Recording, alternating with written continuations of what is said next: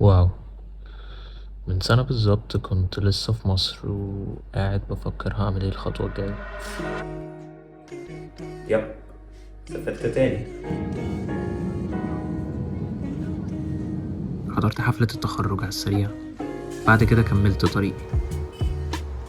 كنت متحمس جدا بس في نفس الوقت خايف ومش عارف هل أنا ماشي صح ولا لأ، ولكن على الأقل بتحرك ومش ثابت مكاني. اشتغلت وقابلت ناس كتير، منهم اللي بقوا صحاب واخوات.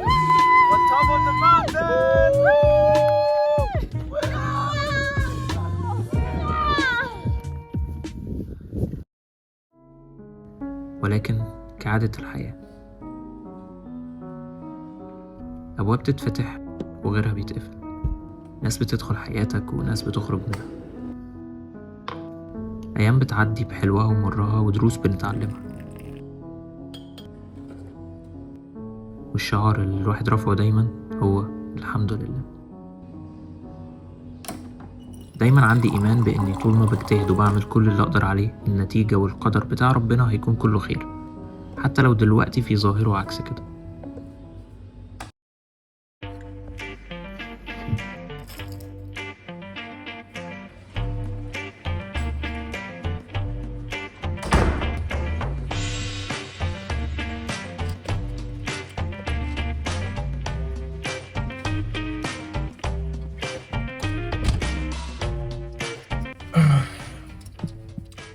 النهاردة أنا بتم 27 سنة.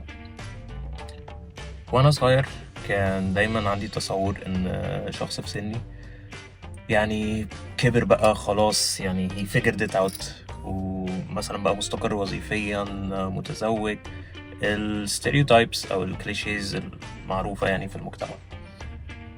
أه بس أنا هنا أهو. انا حاسس ان انا لسه صغير، زي ما انا لسه في اسئله كتير ومعرفتش اجاباتها، وحاجات كتير ما جربتهاش. ما زلت بحاول افهم نفسي وبدور على طريقي. ثانية واحدة، بس أنا فعلا لسه صغير. أنا لسه في العشرينات، يعني سقف الحرية عندي عالي، مسؤولياتي إلى حد ما محدودة، والمساحة إني أجرب حتى لو هفشل أكبر بكتير من بعدين. ف why not؟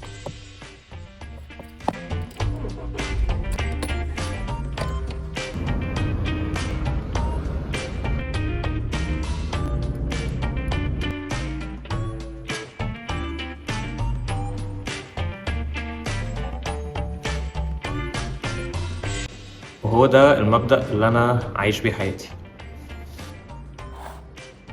ارمي نفسك في البحر. الأجانب بيسموها take a leap of faith، بمعنى إني مش هقعد أفكر كتير وأحسبها إزاي. أنا هجرب على قد ما أقدر، هاخد القرار وأحط نفسي في الموقف وأتعامل.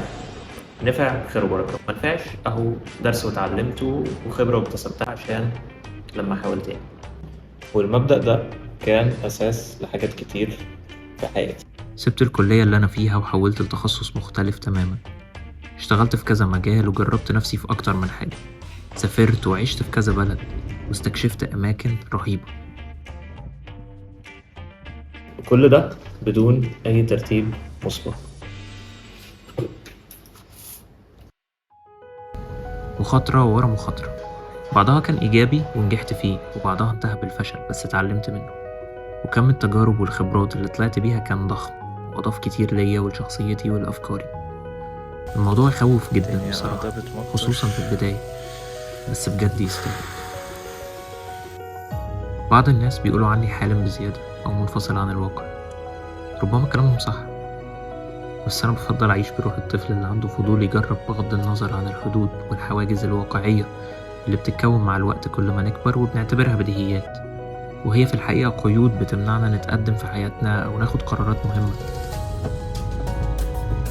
وبصراحة إني أجرب وأفشل أرحم عندي بكتير من إني أندم على قرار أنا اترددت فيه وما أخدتوش.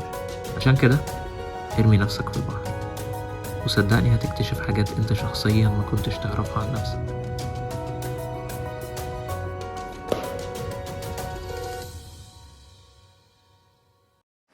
بيع كلمة حمد لله ملي الفم عمالي على الخلق وحاجتي كم دعوتهم قلوب وبناديك ساحت هيك كشربت نحوم الوقت اللي غالي وقتي توا باش نخدم ندم على حياتي وعلى ربي كيفاش عسي ندم على Montaña حديته في راسي y agua العيد واني عندي Isso é perigoso. Isso é perigoso. so perigoso. It's dangerous. Ajá. Mucho so perigoso. Oh man. But we did it. We overcame the fear. Alhamdulillah. Alhamdulillah.